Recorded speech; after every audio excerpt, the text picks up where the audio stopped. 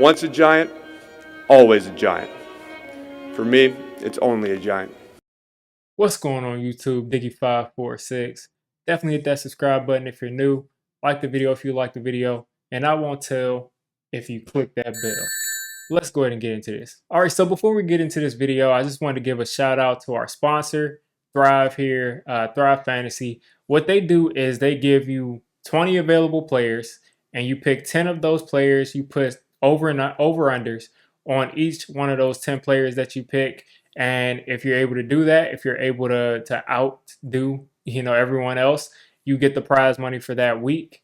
And that's how you pretty much win. If, Julio Jones gets 67 yards instead of 65 yards and you pick the over, then you'll get paid. So I would definitely get involved in it really quickly. It's growing very fast. Just in week one, they're going to give away $350,000 in prizes for people who win. So I would get involved quick. Use code DIGGE down in the chat. The link is down in the chat. You'll get 100% instant first deposit match up to $100. That means if you put $100 in there, you're going to get $100 back. So you're going to get double your money. So I would take advantage of it quick, and a great sponsor that I'm going to be working with over on this channel this year.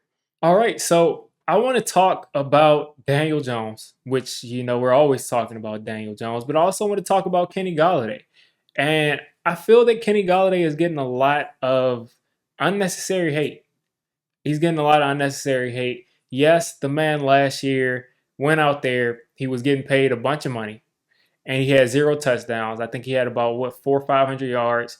Just not what you would expect. But the entire offense was a joke. The entire offense was literally laughable. We couldn't do much of anything. We barely scored. And especially when Daniel Jones went out, I really believe that, not that it's even saying anything. I believe if Daniel Jones would have played the rest of that season last year, Kenny Golladay probably does have a touchdown or two. I think Kadarius Toney didn't really play much of that time that Daniel Jones was out, but I do think that Kenny Golladay would have had a touchdown or two if he would have played with an NFL quarterback, which I'm saying that Daniel Jones is an NFL quarterback. May not be a starter, we'll find out, but he is an NFL quarterback. So Kenny Golladay had no touchdowns, and people are carrying that over into this year. And my only question is, and see, you've seen me make videos defending Daniel Jones, and you've seen me make videos criticizing Daniel Jones. I try to keep things as even keel as I possibly can. I go on information. If I get more information, guys, this is something that a lot of people can use. If you get more information about a topic, it's okay to change your mind. It really is okay. But anyway, I've criticized Daniel Jones. I started off as a huge Daniel Jones fanboy, when I really started to take YouTube serious. In 2019, the end of 2019, 2020, I was banging the drums. Daniel Jones is going to be the guy. Before 2021, I was banging the drums. Daniel Jones is going to be the guy. He just hasn't shown me yet. It's still possible that he could.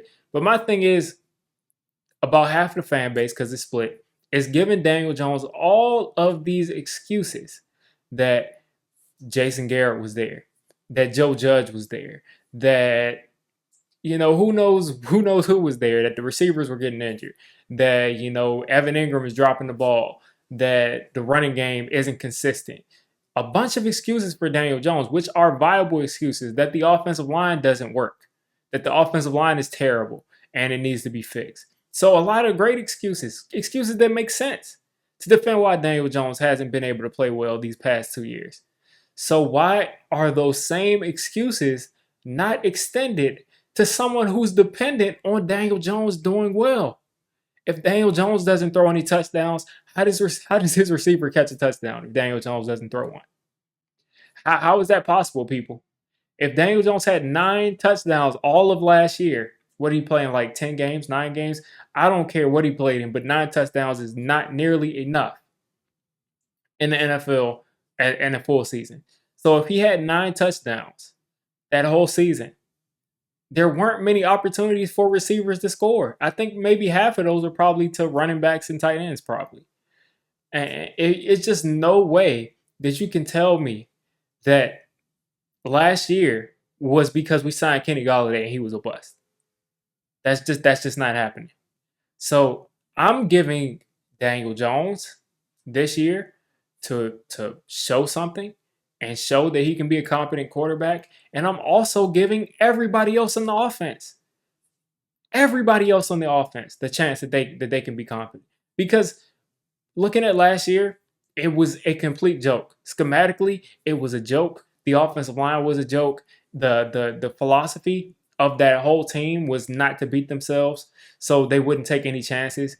And if Daniel Jones doesn't throw the ball up to Kenny Golladay in all of those situations where he could have last year, and when he throws a fade, if he actually gives him a catchable ball, like instead of just throwing it into the stands, basically a throwaway, if he gave him more opportunities in these jump ball situations, he probably comes down with some. He's done it his whole career so far. So it takes two to tango, people, first of all. And second of all, if you're going to give other people passes for last year, you got to give the entire team passes. I see great things when I look at this offense. And I'm not saying we're going to be a powerhouse this year. And I'm not even going to say that Kenny Golladay is going to have a huge season this year. I expect him to do much better than last year. But what I do know is that we have an offense where there's motion. Even in the first preseason game, there wasn't much motion, which we already know there will be in the regular season because we've seen it in practice. But in this game, in the preseason game, you saw people running routes that were getting people open. The design was getting people open. So I have a lot of optimism that Kenny Golladay will do well this year. I have a lot of optimism that the offense will be better, much better this year. I don't expect them to be a powerhouse, but I expect them to be probably six points better than what they were last year, hopefully. You know, if they can go from 16 points a game or 17 to 23 or 24, that's a huge jump. So give these people passes universally. Don't just give one person a pass because the wide receiver, last time I checked, depends on the quarterback. Kenny Golladay, if you give him jump ball opportunities, if you give him contested catch opportunities, he's a guy that's going to win 70 to 80% of the time. I mean, the other 20% of the time, the cornerback will tip it away. The other 10% of the time, it may be an interception. But we knew what type of player he was before we brought him in here, and we did not use him to his strength. And that's why I have to come out on a limb and defend Kenny Golladay because I watched what happened last year in 4K. We brought in a contested catch, deep ball receiver. We didn't throw him the ball deep, and we didn't give him any contested catch opportunities. So that's my opinion on Kenny Golladay and Daniel Jones. Also with Daniel Jones, Tyrod Taylor. His name has come up. He took some first team reps. Who cares about, I've been having to make this video over and over again. Who cares about what's going on in practice? Show me what's happening in the regular season. If Daniel Jones doesn't play well and he looks horrible, yes, he's going to get benched. Until then, Daniel Jones has a very long history of getting injured.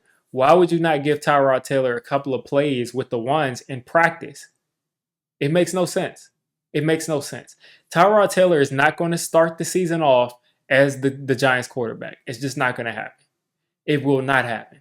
Unless there's an injury, knock on wood, Tyrod Taylor will not start the season off as the Giants quarterback. I just cannot see that happening. So anyway, that out of the way, Tyrod Taylor is not your starter going into the season. It's possible he could take over 5-6 games in, but I do think they're going to give Daniel Jones a month, little over a month, to get acclimated into a new system, which has to be said for everybody on this team that's in a new system. You have to get acclimated to that new system. So I expect them to give him a little bit over a month, and if he's really, holding the team back, they'll probably put in Tyrod. And then lastly, I just want to talk about some people who have just really stood out to me. I never thought I would be saying this, but O'Shane Ximines is starting to look good in practice.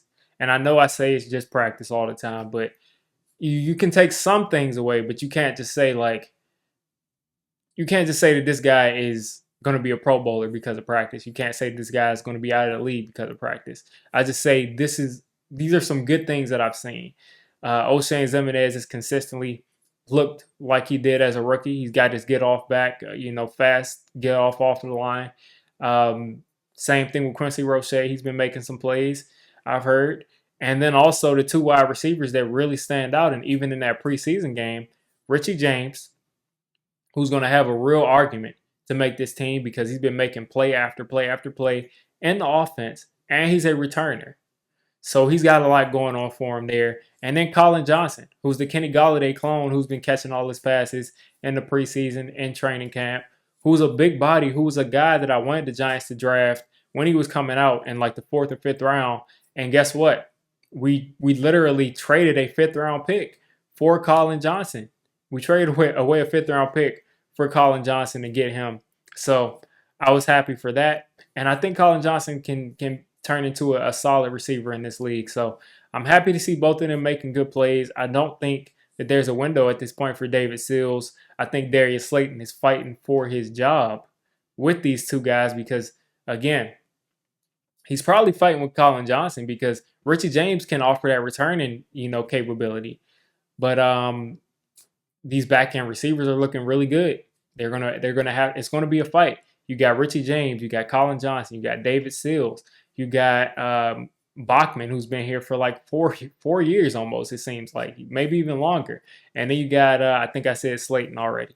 So you got these guys all fighting for probably 2 positions. And maybe 3 will make it because Sterling Shepard goes out, starts off on IR. But should be an interesting competition. But at the end of the day, you guys let me know what you're thinking of this whole Kenny Golladay situation. I know some people are completely down with him. Let me know what you're thinking of DJ and Tyrod Taylor.